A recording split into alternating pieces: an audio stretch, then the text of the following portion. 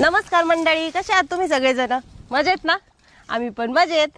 मंडळी, आपण काल जो व्हिडिओ टाकला होता की आम्ही शेतात गेल्यानंतर आमची मुलं कोण सांभाळतात, त्या व्हिडिओला लय भारी भारी कमेंट आल्या त्या.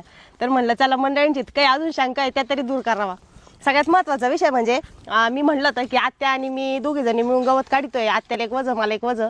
तर मंडळींचं म्हणणं असं आलं की आत्या म्हणजे माझ्या सासूबाई आणि सासूबाई मी काय वेगळी वेगळी राहते का? मंडळी, आत्याबाई म्हणजे माझ्या सासूबाई नाही, मी माझ्या नंदेलाच आत्या म्हणते. कारण जशी मी हाक मारीन तशीच माझी मुलं हाक मारतात, त्यांना चांगली सवय लागावं म्हणून मी माझ्या नंदेला आत्याबाई म्हणत असते.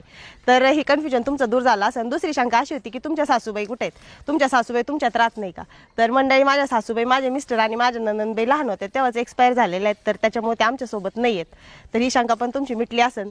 आणि पुढचा विषय असा होता की भरपूर म्हणजे छान कमेंट होत्या सगळ्या की ताई तुम्ही खूप छान शेती करता, तुमचे व्हिडिओ बघून आम्हाला पण छान वाटतं, आम्हाला पण शेती करायची आवड निर्माण होती, नवीन मुलींना पण तुमच्याकडून काहीतरी प्रेरणा मिळेल.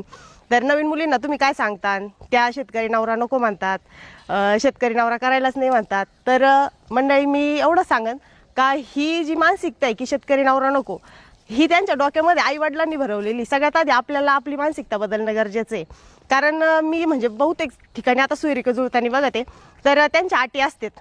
एकतर नवरदेवाला शेती पण पाहिजे असते आणि नोकरी पण पाहिजे असती. ज्या नवरदेवाकडे चांगली नोकरी आहे त्यांचं लग्न जमत नाही, कारण त्यांच्याकडे शेती नाही आहे. आणि ज्या नवरदेवाकडे भरपूर शेती आहे त्यांचं लग्न जमत नाही, कारण त्यांच्याकडे नोकरी नाही आहे. मंडळी, आपण एक क्लॅरिटी करून घ्यायला पाहिजे, आपल्याला जावई शेतकरी पाहिजे का नोकरीवाला पाहिजे? कारण आपल्याला जर जावई नोकरीवाला पाहिजे आणि त्याला पण जर शेती जर असेल तर तो जावई नोकरीला गेल्यानंतर ती शेती कोण करीन? आणि दुसरा महत्त्वाचा विषय म्हणजे शेतकरी जर जावई पाहिजे आणि त्याला जर नोकरी पाहिजे तर तो नोकरीला गेल्यानंतर त्याची शेती कोण करीन? तर त्याच्यामुळे सगळ्यात आधी हे कन्फ्युजन तुम्ही तुमचं दूर करून घ्या.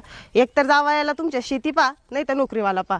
दोन्हीतून एकच जर असलं तर त्याचा संसार पण सुखाचा होईल आणि दोघांमध्ये भांडणं त्यांना पण होणार नाही. कारण विषय असा आहे, घरी जर दोघं पण जर नवरा बायको जर नोकरीला गेले तर घरची शेती कोणी करायची? आई वडिलांनी तर लहानचं मोठं करायला त्यांना शेतीतच काबड कष्ट करायचे आणि पोरं नोकरीला लावायसाठी त्यांनी एवढं सगळं केलेलं. आपण ज्यावेळेस मुलगी देतो, शेती पण पाहिजे असती, नोकरी पण पाहिजे असती, तर आपलं एक म्हणजे पोरींचं पण ठरलेलं राहतं का मी शेतात जाणार नाही. बाई, तू जर शेतात जाणार नाही, दादा तुमची पोरगी जर तुम्हाला शेतकऱ्याला द्यायची आहे, नोकरीवाल्याला द्यायची आहे, शेती असणाऱ्या माणसाला द्यायची, पण पोरगी शेतात जाऊन द्यायची नाही, कसा खेळ जमणार आहे?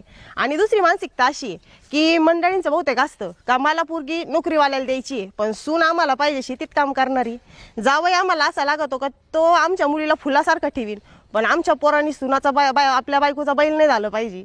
कसा खेळ जमायचा आहे मंडळी, तुमची आदर्श सून कशी पाहिजे हे वळण जर तुम्ही तुमच्या मुलीला लावलं आणि तुम्हाला आदर्श जावई कसा हवाय हे वळण जर तुम्ही तुमच्या मुलाला लावलं ना, तर सगळ्यांच्याच गोष्टी सोप्या होऊन जाणार आहे. कारण तुमची मुलगी पुढे जाऊन कुठंतरी दुसऱ्याच्या घरची सून आणणार आहे आणि तुमचा मुलगा दुसऱ्याच्या घरचा जावई होणार आहे.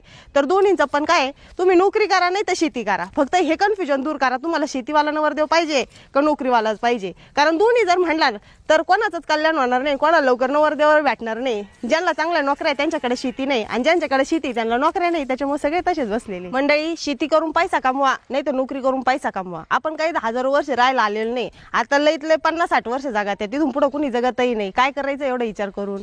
फक्त एवढंच आहे, जे आपल्याकडे आहे ना त्याच्यात समाधान मानायला शिका, जे आपल्याकडे नाही आहे त्याच्या पस्तावा करून रडत बसण्यात काही मजा नाही. जे आपल्याकडे आहे ना त्याच्यात आनंद मानायचा, सुखी राहायचं, मस्त जीवन जगायचं, जवळ आहे तर जीवनाचा आनंद घेत राहायचा.